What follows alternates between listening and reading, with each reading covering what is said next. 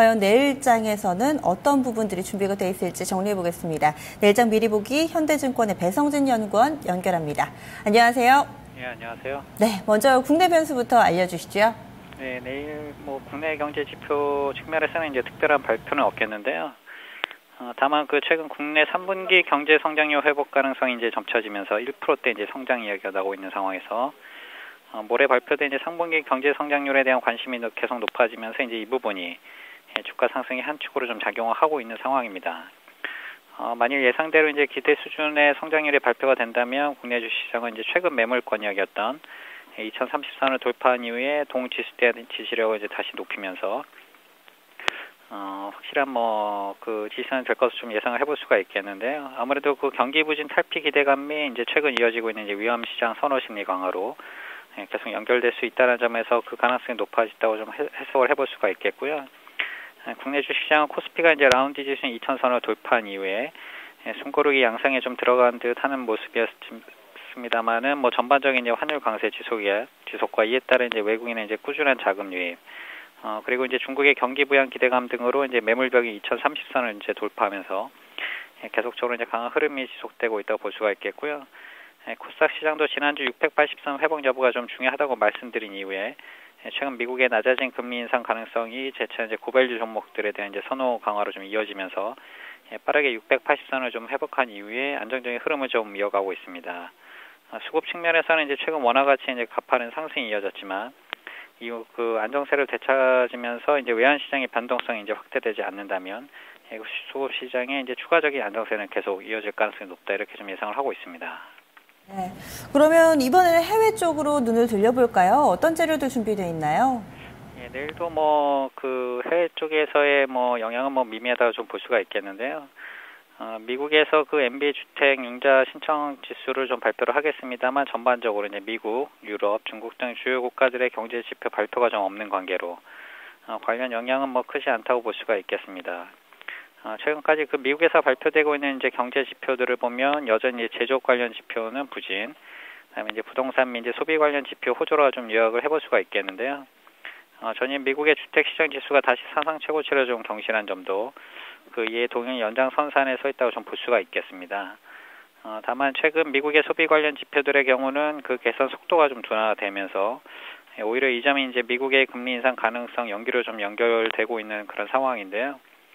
특히 그 다음 주 있을 10월 FOMC 회의에서도 금리 인상이 좀 결정되기는 어렵다는 전망이 여전하고, 미국 내에서도 그 달러 강세가 이제 미국 경제에 부담이 된다는 의견이 좀 지속이 되면서 달러 약세로 좀 연결되고 있다고 볼 수가 있겠는데요. 최근 이 점이 재차 이제 글로벌 위험 자산 선호로 연결이 되면서 증시 변동성 완화이 이제 주가 상승의 한 축으로 작용하고 있다고 볼 수가 있겠습니다. 국내 증시의 영향력이 큰 중국 증시의 경우도 지난 월요일 보시면 3분기 GDP 성장률 결과가 6.9%를 기록을 하면서 이제 예상치를 소폭 상회하였는데요. 특히 그 다음 주부터 시작되는 그 오중전회에서 제13차 5개년 경제 계획에 대한 구체적 실행 방안이 좀 제시될 것이라는 기대도 좀 변동성 완화에 도움을 주고 있다고 좀 볼 수가 있겠습니다. 전반적으로 미국이라든가 유럽, 중국의 이제 경제 지표 발표에 따른 영향력은 미진할 것으로 좀 전망이 되고요.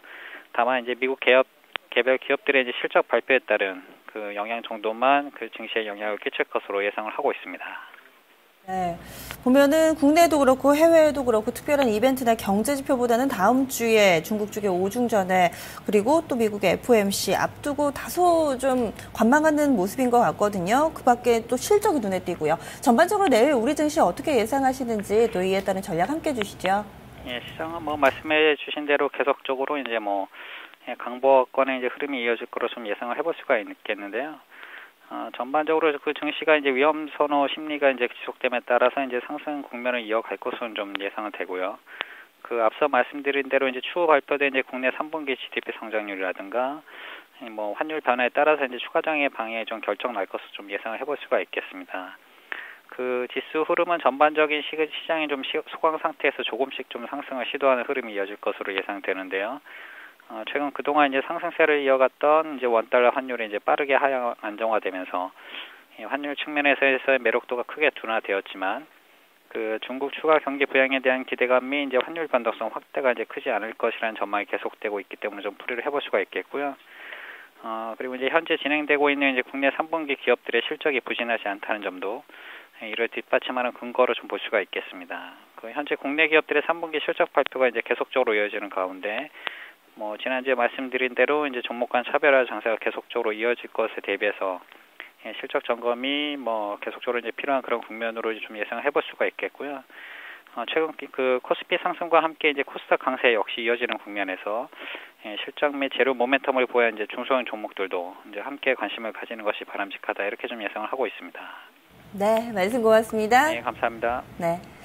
내일도 바쁘겠습니다. 장쪽에 나오는 공시들, 실적 발표들 꼼꼼하게 좀 체크를 해보셔야 될 것 같습니다. 내일장 미리 보기에서는 이 내일 우리 증시 실적이라는 키워드 집중하자라고 좀 정리해 볼 수 있겠네요. 집중 골든타임 1부는 여기까지고요. 잠시 후 2부에서 뵙겠습니다.